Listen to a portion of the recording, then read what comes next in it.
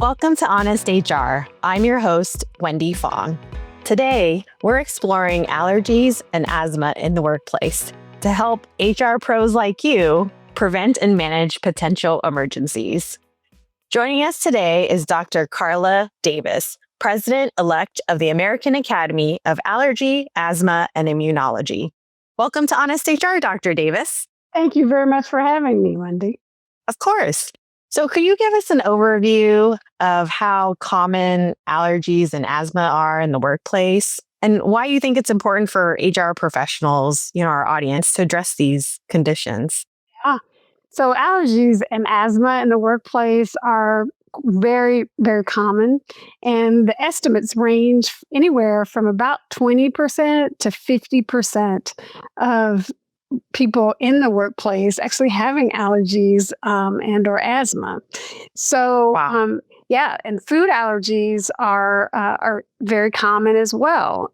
Adults, about 4% of adults will have food allergies, and about 3% of children will have them. So we know that an HR person will contact someone in their environment, their workplace, that is going to have allergies and asthma. That is very common. That's basically 1 in 2 people. And especially given this time of year, it's springtime. I know I'm experiencing just even common pollen allergies. And I know food allergies are becoming more prevalent as well. Like I can talk from personal experience. My brother, he's allergic to dairy, seafood, nuts. So I have to be very cognizant and aware of everything that he consumes. Wow, yeah, it is a really big issue nowadays, and I actually have asthma and allergies myself. So we also we know that for people with food allergies, if the pollen count is high, then sometimes that can actually cause more symptoms if it's like together. So during the springtime is a really common time for people to experience those symptoms. Can you share some best practices for managing food allergies? I can imagine as an HR professional, how do I approach this in the workplace, especially when dealing with shared spaces in the break rooms, when there's company events and I'm serving food? How can HR ensure that it's a safe environment for those with allergies and asthma, and it's also inclusive of everyone? Yeah, that's a really important goal, is to make sure everyone feels comfortable in the workplace. And so the food allergies and environmental allergies are a little bit different in terms of how a workplace would handle them.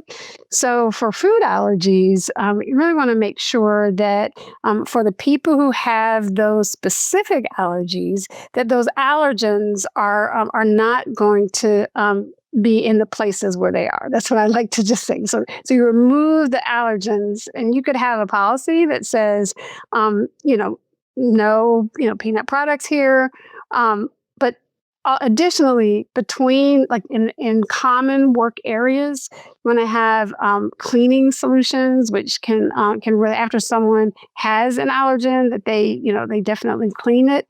So either removal and prohibition of having the allergen in the workplace, or very clear cleaning protocols will help. Sometimes allergens, like for shellfish, like you mentioned, could be even airborne, and so in that case, you'd have to actually remove it.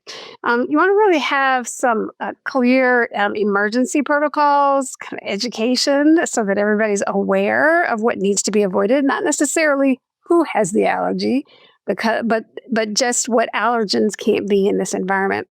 For environmental allergens, you want to also make sure that you decrease the amount of allergens that are in the environment. So dust, you want to make sure they're dusting and cleaning protocols for cats and dogs. So pet allergens, either you want to prohibit them or make sure that the person is not in the same space with them. We have a lot of clear ventilation.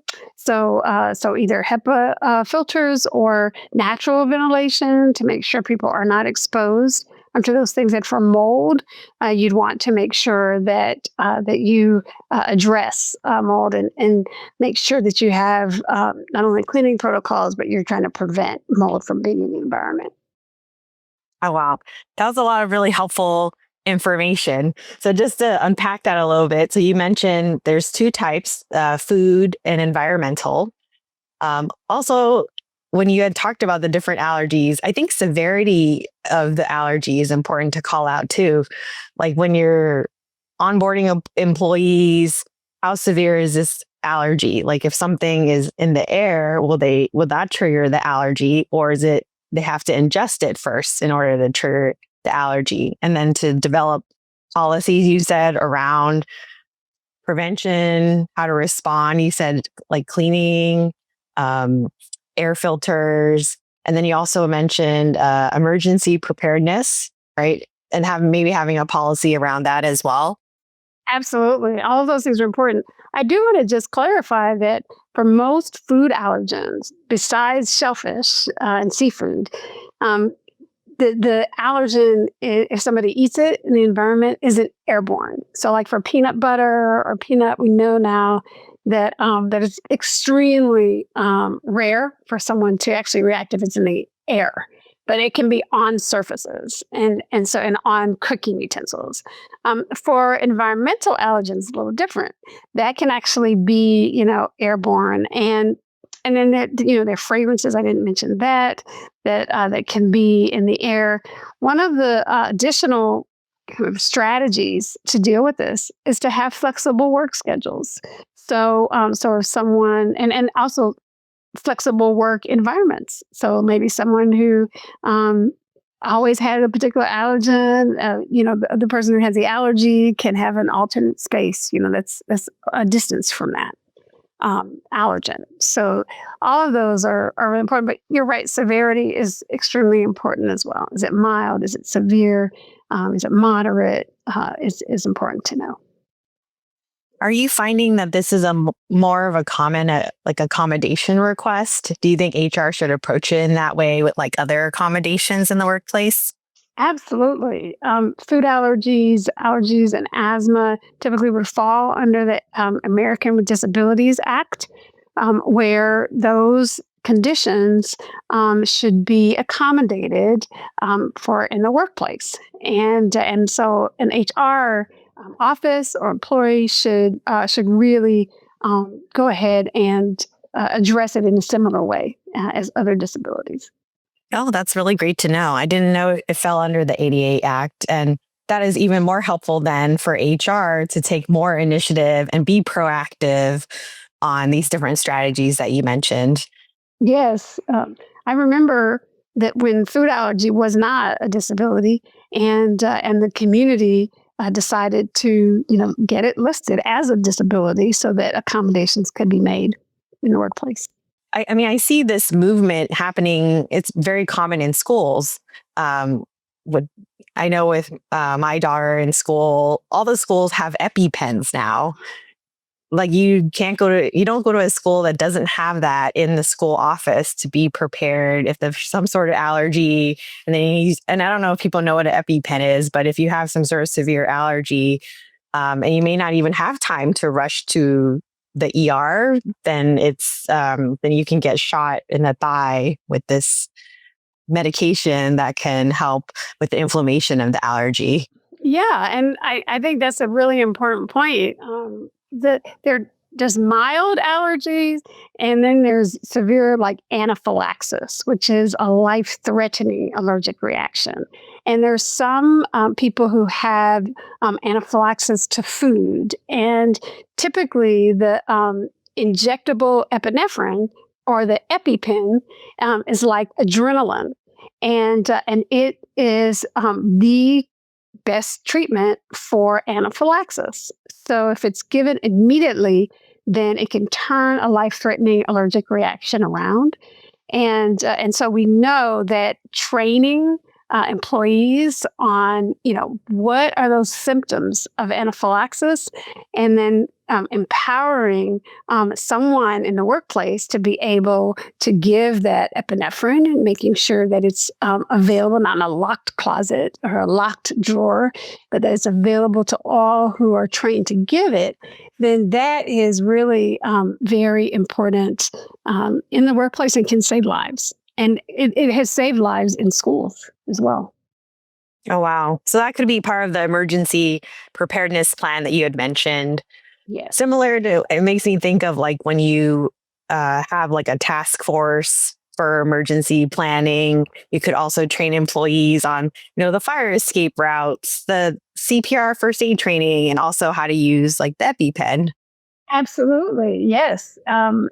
It's very important for people in the environment to know and to recognize, okay, this is not a mild reaction, or this is just not regular allergies.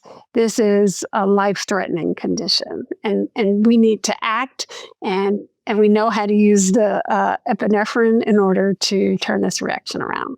After using it, however, in the workplace, 911 should be called. The person should be transported to an emergency center in order to get follow-up care. And whenever this happens in the workplace, it's always good to have a debriefing and go through what is our protocol? Did it work according to plan? Does it still feel like the workplace is safe for all and inclusive for all? What are some of the signs when an allergy has reached that point to use the like symptoms and signs you could see in a person? Yeah, that's a great question. If the person has any respiratory difficulty, so coughing, wheezing, having shortness of breath, that is a definite sign of a severe allergic reaction.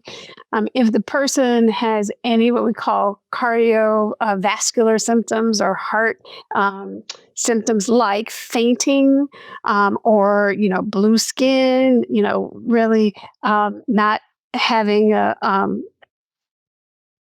awareness of mind that they're there. So we call it a change in mental status, altered mental status, where they're just not there. And they have had either a known exposure to something they're allergic to, or other symptoms along with it, like hives, vomiting. All of those things can be symptoms. Now, if typically what we say is a severe allergic reaction like anaphylaxis if two body systems are involved. So if there's just a few hives, we don't consider that severe. We consider that mild. And if there's nasal congestion alone, that would be something that would be mild. But if it's coughing, again, respiratory symptoms or cardiovascular symptoms or neurologic symptoms, then that's the time to break out that EpiPen. Or what I call injectable epinephrine, because there's something called ABQ. There are many different forms of injectable epinephrine. Okay, that's good to know. Like, how quickly can a situation turn to be that severe? Like, if someone, say, for example, has allergic or an allergy to airborne shellfish, like in the example you gave, and their allergy was triggered, like, how quickly can that situation escalate? I would say within minutes, it could escalate. Wow. I think that it's not going to escalate so much that if someone were to act within 30 minutes, that there's going to be catastrophic consequences. But we know that the sooner a person who's having a severe allergic reaction actually gets treated can impact how that person does later on. And there are deaths from anaphylaxis that do occur, but it's typically to drugs or food, not necessarily environmental allergens. And we know that if the injectable epinephrine is given sooner after the reaction starts, then that will result in a better prognosis, better outcome later.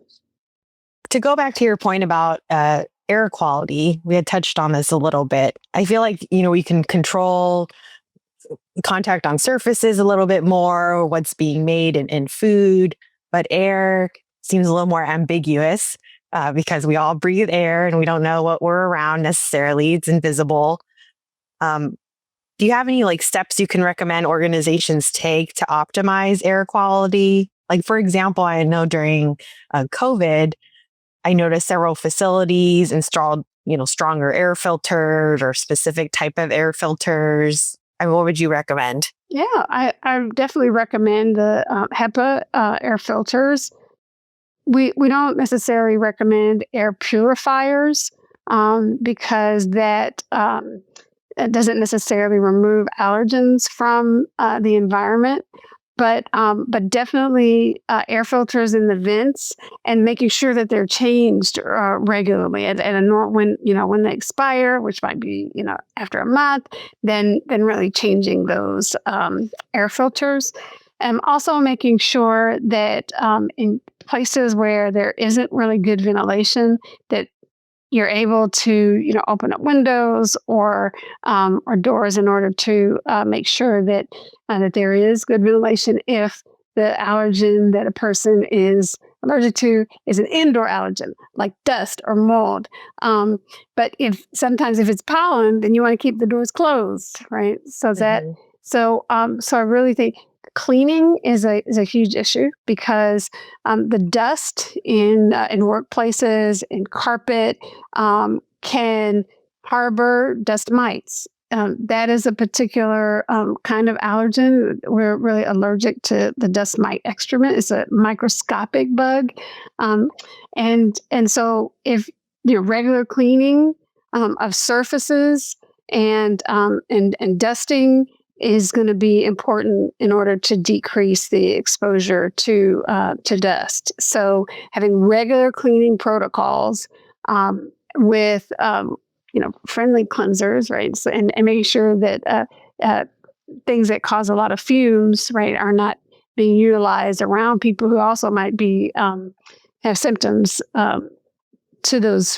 fragrances or fumes from the cleaning protocols is important. I think the main issue is also after kind of putting those things in place is making sure that there is an individualized plan. So there's going to be a comprehensive overall plan for the environment, but then you also want to make sure that individual employees and their personalized needs are impacted are addressed, I should say, because nasal congestion from allergic rhinitis, or wheezing from coughing, or headaches from sinus pressure can all minimize workplace productivity. So it is important to really address those concerns when employees bring them up. Are you finding that buildings have sufficient enough ventilation, or typically organizations have to purchase these additional HEPA filters to help with the air quality?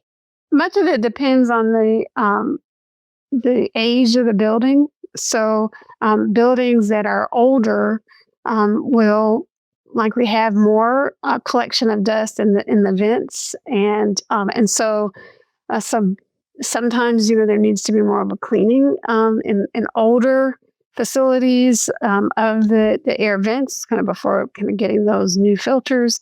But in newer facilities, it's not, as long as there's maintenance, it's not as much of an issue. And so really, in my experience, has depended upon the age of the facility. Mold, yeah, in warm climates, mold can be a concern, especially in humid areas, in older facilities as well, because sometimes the mold is difficult to get out of some surfaces. And the humidity. Yeah, that's great to point out. And I love that you mentioned the regular cleaning and dusting. How would we regularly clean and dust our house? We should apply those same practices to our office space as well. Yes, absolutely. And then you had talked about two strategies of coming up with not only a overall company comprehensive plan, but then the individualized plan, back to the accommodations. I think it'd be great if workplaces could ask as part of the onboarding. And I know this is becoming a more common practice. What are some accommodations that you need for the workplace? And then just making sure that allergies and asthma is just one of the check boxes or just one of the options. to be able to discuss, to come up with that individualized employee plan. Yeah, absolutely. There are asthma action plans that physicians can give to patients with allergies. There are food allergy action plans, and there are even rhinitis action plans. Or if people have hives, they can have a hive action plan. And so these are designed for the person to take it where they may be at all times, whether it's school or in a workplace, and if they have symptoms, be able to manage those symptoms. But a really good plan will also have some instructions about avoid moldy areas or something like that. Or clean the moldy areas in your home with bleach, 1 part bleach, 9 part water. They may say you should get some filters. Even some people, I didn't mention this, are allergic to cockroaches, and so Oh, wow. So really having a great extermination regular plan in a workplace is also helpful, because sometimes you can't really see, though they don't come out, but they may be elsewhere in the building and affect employees. The other allergen I also didn't mention was mouse urine.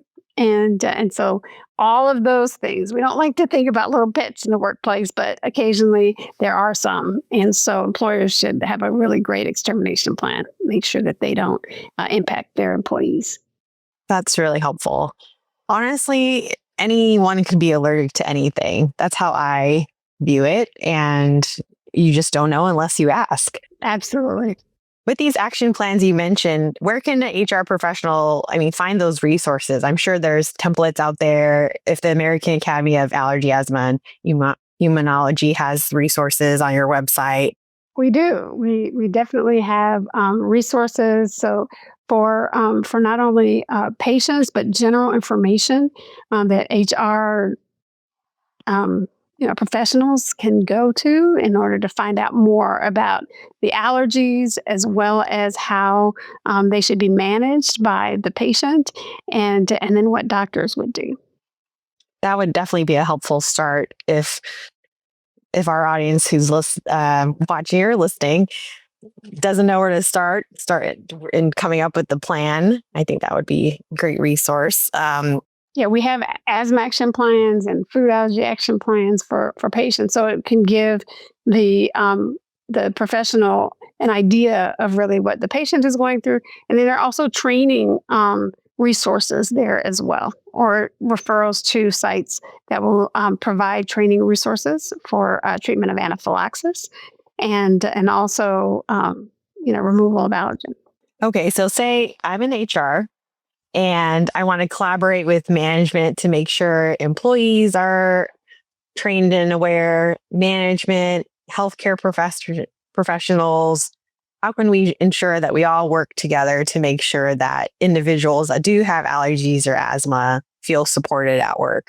I think a really nice strategy is to bring all the stakeholders together. So, as an HR professional, you may work with your manager, but you also probably want to pull in, right, someone from facilities, right, and you want to pull in someone from the cafeteria, and you might want to pull in also someone from the cleaning services, so that as you are addressing all of the issues in the area, you have the people, the stakeholders, who can offer the details of really how this is going to be implemented and facilitated in the workplace. I think having a clear plan and a communication plan for how you're going to communicate if there is an emergency, but also putting together protocols for cleaning. And if all stakeholders understand what the goal and reason is for the protocol or the policy, then my experience has been there's a much better implementation of those policies, and with clear communication, there is really fantastic action when an emergency occurs. So I think that all of That's what I would do. I mean, it sounds like a lot of work, but it actually it would result in keeping people with allergies and asthma and food allergy safe in the workplace. Yeah, that definitely makes sense. Is this considered technically a disability or more just like a accommodation request that you've seen? So again, food allergy is considered a disability. The American for Disabilities Act doesn't necessarily list allergies and asthma, but it's considered as such that you should make accommodations if someone can't reasonably do their job without, having the allergies managed or the exposure to allergens managed in the workplace. So it benefits everyone to make accommodations. Benefits the employee. It also benefits the employer because that employee isn't going to call out sick. They're not going to get sick when they're at work, and they're going to be able to do their job in a productive way.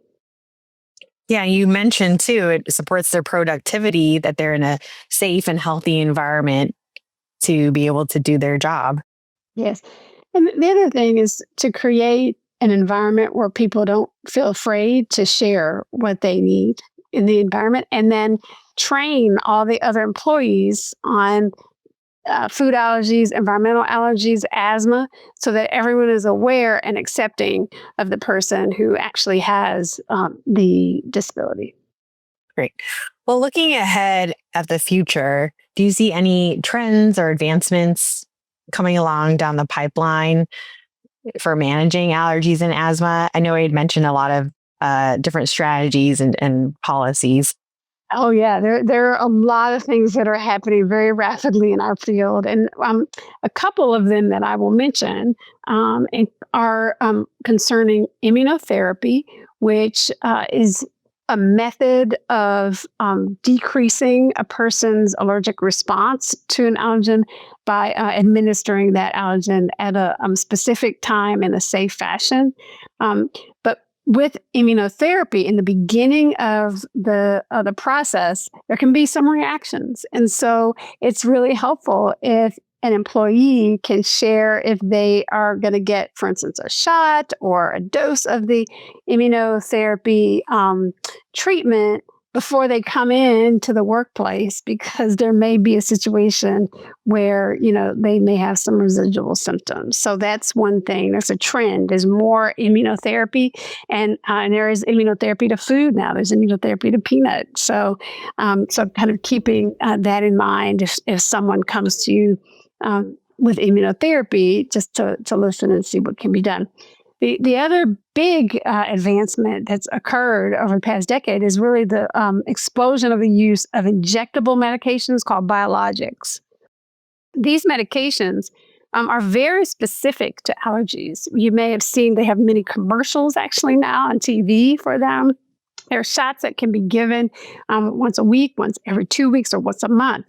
And the reason why this is important in the workplace is, if an employee decides they want to give themselves a shot at work, which the allergist probably wouldn't recommend, but if that is done, then the employee needs to understand that there in some situations could be a very, very small risk of a reaction. Those are two really big advances. I will share a couple more that are a little more futuristic, but we're looking at digitally monitoring asthma, and that could come into the workplace. There may be people who are being monitored digitally for symptoms. And so that's something to keep in mind as we move more into the age of having algorithms and artificial intelligence to help us manage our own diseases.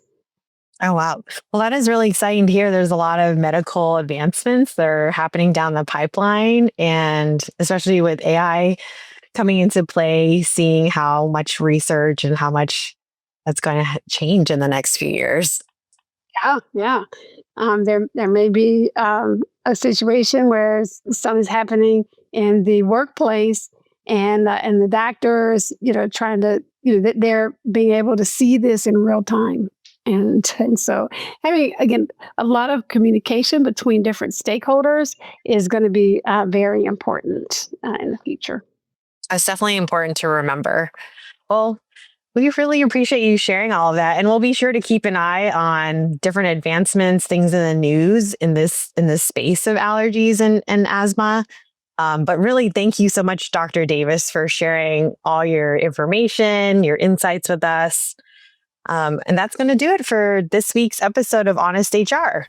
So Honest HR is part of SHRM's HR Daily flagship content series, and you can head over at any time to shrm.org/HR Daily to learn more and sign up for our newsletter. You can catch us on our social media accounts. You can like, comment, and just be part of the conversation. Let us know what you think of this week's episode. So thanks for joining, and see you next time.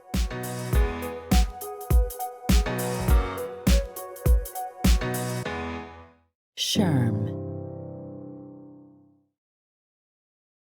This podcast is approved for 0.5 professional development credits, aka PDCs, toward SHRM-CP and SHRM-SCP recertification. Enter the following PDC activity ID in your SHRM activity portal to log your credit: 26-6E55N. That's 26-6E55N. This ID expires on June 1st, 2026.